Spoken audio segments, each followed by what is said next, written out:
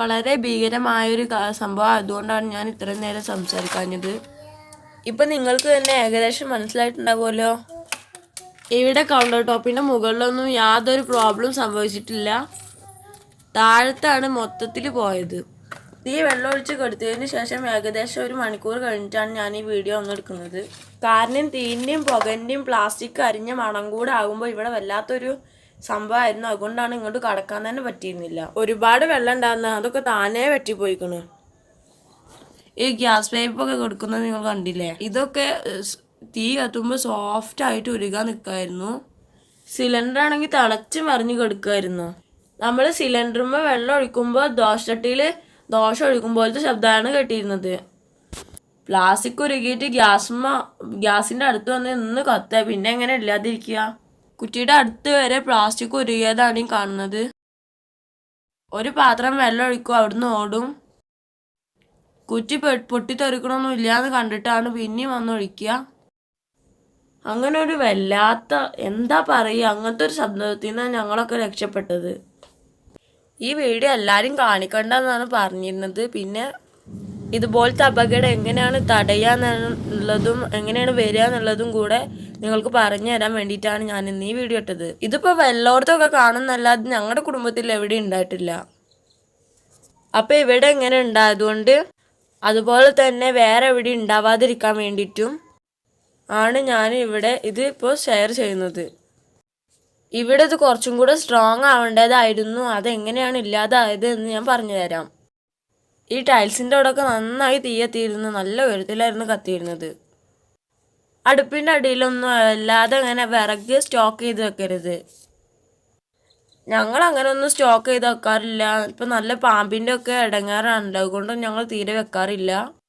ഇന്ന് കഷ്ടകാലത്തിന് ഒരു വലിയ കെട്ട് ഓലക്കൊടിയാണ് ഞങ്ങൾ ഇവിടെ കൊണ്ടുവന്ന് വെച്ചിരുന്നത്. ഇങ്ങോട്ട് നോക്കൂ, പ്ലാസ്റ്റിക്കൊക്കെ കത്തി പൊരി പറയത്തിൻ്റെ അടയാളമാണ് ഇവിടെ ചുമരുമായിട്ട് കാണുന്നത്. അതുപോലെ ഈ കൗണ്ടർ ടോപ്പിലൊക്കെ വെണ്ണൂറും പ്ലാസ്റ്റിക്കൊക്കെ കത്തി പോയതിൻ്റെ പൊരികളാണ്. ഇന്ന് രാവിലെ ദോശയായിരുന്നു ചായക്ക് കടി. അത് കഴിഞ്ഞ പാടാണ് ഇപ്പോൾ ഈ സംഭവം നടന്നത്. വെള്ളം അടുപ്പത്ത് ഇട്ടപ്പോഴത്തേനും ഉണ്ണി വീണ്. അപ്പോൾ ഉണ്ണിൻ്റെ അടുത്തേക്ക് എല്ലാവരും കൂടെ പോയതാണ്. പിന്നൊരു കാര്യം പറയാനുള്ളത്, ആരും ഇതുപോലെ ഓലക്കൊടി വെച്ച് പോകരുത്. അത് പെട്ടെന്ന് കത്തിയിട്ട് ബാക്കിലോട്ട് മറിയും. പണിക്കാർ കെട്ടിവെച്ച വലിയൊരു ഓലക്കെട്ടാണ് ഞങ്ങൾ ഇതിൻ്റെ അടിയിൽ കൊടുന്ന് ചെയ്യുന്നത്.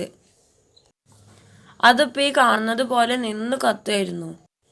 ഇതിൻ്റെ അടിയിൽ എന്തൊക്കെ ഉണ്ടായിരുന്നത് ഞാൻ നിങ്ങൾക്ക് കാണിച്ചു തരാം. ഇത്രയും സ്ഥലം നിന്ന് കത്തായിരുന്നു. ഉമ്മച്ചി ഗ്യാസും കുറ്റിൻ്റെ ഇടയിൽ കൂടെ എങ്ങനെയോ കൈയിട്ടിട്ട് ഗ്യാസും കുറ്റി ഓഫാക്കിയിട്ട് പെട്ടെന്ന് ഓടി.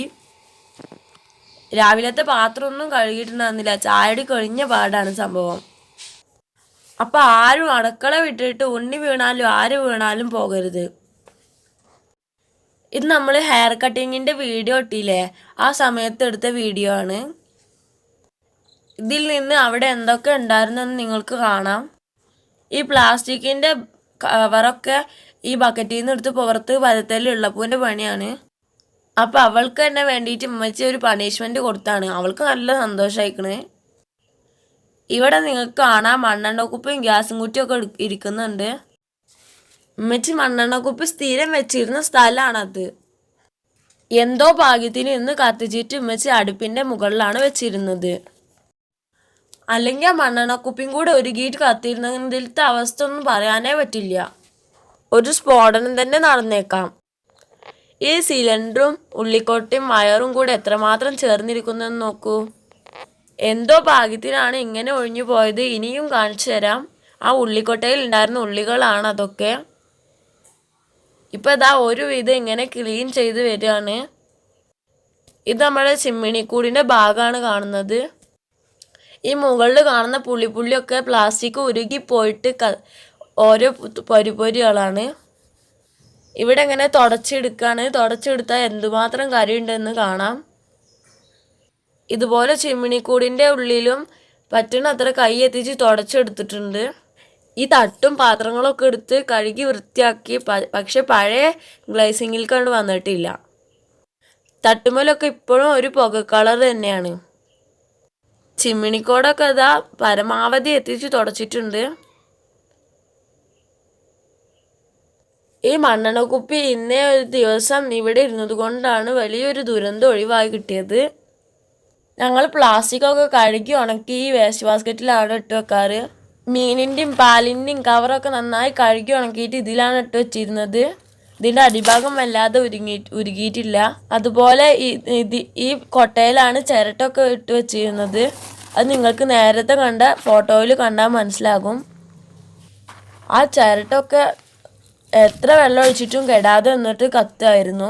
അപ്പോൾ ഒരു കാര്യം പറയാനുള്ളത്, ഗ്യാസും വിറകും ഒരുമിച്ചാണ് ഇരിക്കണമെന്നുണ്ടെങ്കിൽ നന്നായി ശ്രദ്ധിക്കണം. അപകടം ഇരട്ടിയാവാൻ സാധ്യത ഉണ്ട്. അപ്പോൾ അടുക്കളയിൽ ജോലി ചെയ്യുന്നവർ ഈ വീഡിയോ പരമാവധി ഷെയർ ചെയ്യുക. ഓരോന്ന് സംഭവിക്കുമ്പോഴാണ് നമുക്ക് എങ്ങനെയാണ് അത് പ്രിവെൻറ്റ് ചെയ്യുക എന്നുള്ളത് കിട്ടുക. അപ്പം നിങ്ങൾ കൂടുതൽ തീ പിടിക്കുന്നതൊന്നും അടുപ്പിൻ്റെ പരിസരത്തൊന്നും കൊടുന്നു വെക്കരുത്. മണ്ണെണ്ണ ആയാലും ഒരു വലിയ വിറകും കട്ട ആയാലും കൊടുന്നു വെക്കരുത്. അപ്പോൾ താങ്ക്സ് ഫോർ വാച്ചിങ്.